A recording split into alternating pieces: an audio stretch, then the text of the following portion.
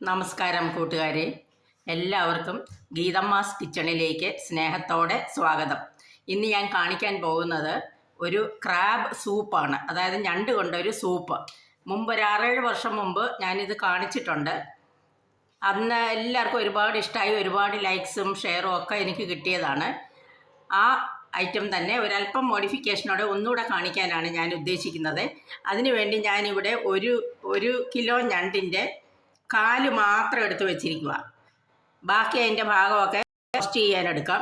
ഇത് കാല് മാത്രം സൂപ്പിന് വേണ്ടി എടുത്ത് വെച്ചിരിക്കുക. പിന്നെ ഒരു പാൻ വെച്ചിട്ടുണ്ട്, അതിലൊരു 1.5 ലിറ്റർ വെള്ളം വെച്ചിട്ടുണ്ട്. 1.5 ലിറ്റർ വെള്ളത്തിൽ ഈ ഞണ്ടിൻ്റെ കാലിട്ട് തിളപ്പിച്ചിട്ട് ആ വെള്ളത്തിൽ തന്നെയാണ് നമ്മൾ സൂപ്പ് ഉണ്ടാക്കുന്നത്. സോ ഈ ഞണ്ട് നല്ല വൃത്തിയായിട്ട് കഴുകിയെടുക്കണം. എന്നിട്ട് വേണം ആ വെള്ളത്തിലിട്ട് തിളപ്പിക്കാൻ. കാര്യം ആ വെള്ളം തന്നെയാണ് നമ്മൾ സൂപ്പാക്കാനായിട്ട് ഉപയോഗിക്കുന്നത്. അടുത്തതായിട്ട് അതിനകത്ത് ചേർക്കേണ്ടത് ഒരു 10 വെളുത്തുള്ളി അല്ലി ചതച്ചത്, പിന്നെ ഒരു 2 ഇഞ്ച് കഷ്ണത്തിലുള്ള ഒരു ഇഞ്ചി 2 ഇഞ്ച് കഷ്ണം ചതച്ചത്, പിന്നെ ആവശ്യത്തിന് ഉപ്പ്. അപ്പം ഈ ഉപ്പ് ഇത്രയും ഈ 3 ഐറ്റവും ഈ വെള്ളത്തിലോട്ടിടാം.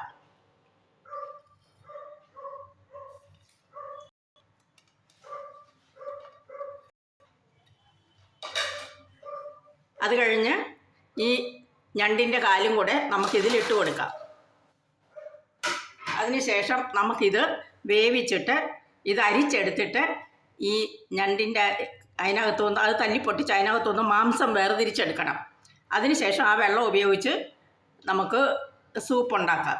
അപ്പോൾ നമുക്കൊരല്പനേരം വെയിറ്റ് ചെയ്തിട്ട് മാംസം വേർതിരിച്ചെടുത്ത് കൊണ്ടുവരാം. ഞണ്ട് തിളപ്പിക്കാൻ വെച്ച വെള്ളമൊക്കെ തിളച്ച് വന്നിട്ടുണ്ട്. നമുക്കിതൊന്ന് ഇളക്കി കൊടുത്തിട്ട് അല്പസമയം കൂടെ മൂടി വെച്ച് നല്ലപോലെ വേവിക്കുക.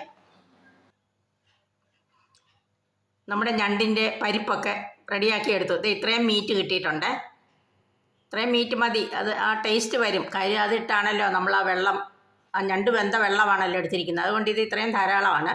പിന്നെ അതുകൂടാതെ ഞാൻ 1 സ്പൂൺ മൈദയും 1 സ്പൂൺ കോൺഫ്ലോറും എടുത്തിട്ടുണ്ട്. ഓരോ ടേബിൾ സ്പൂണാണ്. അപ്പോൾ അത് ഈ വെള്ളം തന്നെ ഞാൻ ഒരല്പം മാറ്റി വെച്ചിട്ടുണ്ട്. അതിനകത്തിട്ട് അതൊന്ന് കലക്കി എടുത്തിട്ട് അതുകൂടെ അതിനകത്ത് ഒഴിച്ചു കൊടുക്കാം. ആ സ്റ്റോക്ക് തിളയ്ക്കുന്നുണ്ട്. അപ്പോൾ നമുക്ക് ആദ്യം ഈ മീറ്റ് ചേർത്ത് കൊടുക്കാം. ഇനി നമുക്ക് ഈ മൈദയും കോൺഫ്ലവറും കൂടെ കലക്കിയതും കൂടെ ഒഴിച്ചു കൊടുക്കാം. ഇനി അതൊന്ന് തിളച്ച് കുറുകി വന്നാൽ മാത്രം മതി. സാധാരണ ക്രാബ് സൂപ്പ് എന്നൊക്കെ കേൾക്കുമ്പോൾ ഒരു ചൈനീസ് വിഭവമാണെന്നാണ് നമുക്ക് തോന്നാറുള്ളത്. പക്ഷേ ഇതിനകത്ത് യാതൊരു തരത്തിലുള്ള മസാലകളോ അജിനോമോട്ടോ പോലുള്ള രാസവസ്തുക്കളോ ഒന്നും ചേർത്തിട്ടില്ല. പിന്നെ ഒരല്പം കുരുമുളക് പൊടി ചേർത്ത് കൊടുക്കുന്നുണ്ട്, ഒരു 1/2 സ്പൂൺ കുരുമുളക് പൊടി. ബാക്കി നമുക്ക് കഴിക്കാൻ നേരം ആവശ്യമുണ്ടെങ്കിൽ കുരുമുളക് പൊടി ഉപ്പും ഒക്കെ ചേർത്ത് കൊടുക്കാം. നമ്മുടെ സൂപ്പ് ഇവിടെ റെഡിയായി കഴിഞ്ഞു. കാണാമെന്ന് തോന്നുന്നു. നല്ല തിക്കായിട്ടുള്ള സൂപ്പാണ്.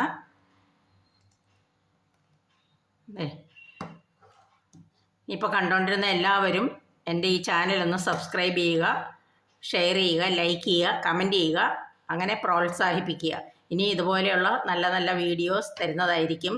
എല്ലാവരും സബ്സ്ക്രൈബ് ചെയ്തിട്ട് ആ ബെല്ലൈക്കണും കൂടെ പ്രസ് ചെയ്ത് ഓൾ എനേബിൾ ചെയ്യുക. അപ്പോൾ ഞാനിടുന്ന എല്ലാ വീഡിയോസും നിങ്ങൾക്ക് നോട്ടിഫിക്കേഷൻ കിട്ടുന്നതായിരിക്കും. അപ്പോൾ എല്ലാവർക്കും താങ്ക് യു. ബൈ.